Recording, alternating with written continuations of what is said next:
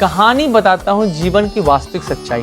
देखिए, ये हम सभी को पता है कि महाभारत की कथा में एक एक करके सभी भाई चले गए और युधिष्ठिर जी बच गए और युधिष्ठिर जी से यक्ष ने बहुत सारे सवाल किए और जिसका युधिष्ठिर जी ने सारे सवालों का जवाब दिया। मगर ध्यान से अगर हम लोग याद करें कि वो सारे सवाल क्या थे, तो शायद हर आदमी को एक ही सवाल याद होगा कि वो कौन सा आश्चर्य है जो सबसे बड़ा परम आश्चर्य है, जिसका युधिष्ठिर जी ने जवाब दिया था कि व्यक्ति हर दिन लोगों को मरते हुए देखता है फिर भी अपनी मृत्यु के बारे में चिंता नहीं करता। यही सबसे बड़ा घोर आश्चर्य है। मैं बताने जा रहा हूं कि उस दिन यक्ष ने क्या क्या प्रश्न किया था। यक्ष ने प्रश्न किया था, मनुष्य का साथ कौन देता है?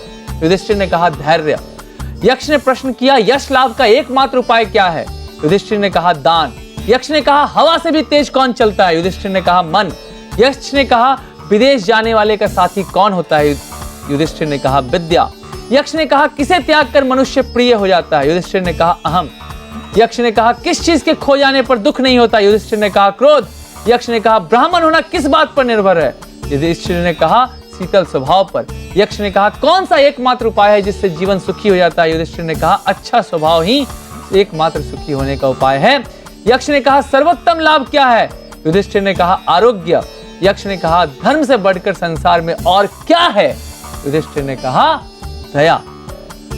यक्ष ने कहा, कैसे व्यक्ति के साथ की गई मित्रता कभी पुरानी नहीं पड़ती?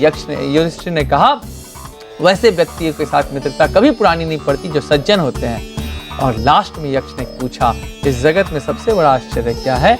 युधिष्ठिर ने कहा कि रोग हजारों लोग मरते हैं, फिर भी बहुत से लोग यहाँ पर सभी को अनंत काल तक जीते रहने की इच्छा होती है। इससे बड़ा आश्चर्य और क्या हो सकता है? ये सारे सवाल जो मैंने अभी आपके सामने रखे, यकीन मानिए ये यक्ष प्रश्न नहीं है, बल्कि ये जीवन की वास्तविक सच्चाई है। जो इसको समझ जाएगा उसके जीवन में कष्ट आना बहुत मुश्किल है। अब इसके बाद चूंकि यक्ष ने एक बात और कहा, बस एक सेकंड लूंगा नीति जी, ये बहुत जरूरी है लोगों को जानना, क्योंकि सभी लोगों को यही मालूम है जितना मैंने अभी बताया लगभग।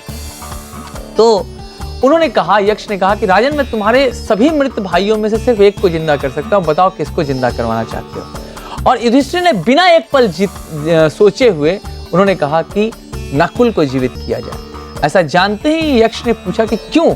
तुम चाहते तो युद्ध में लड़ने के लिए भीम को जिंदा करवा सकते थे, अर्जुन को जिंदा करवा सकते थे, नकुल को क्यों किया?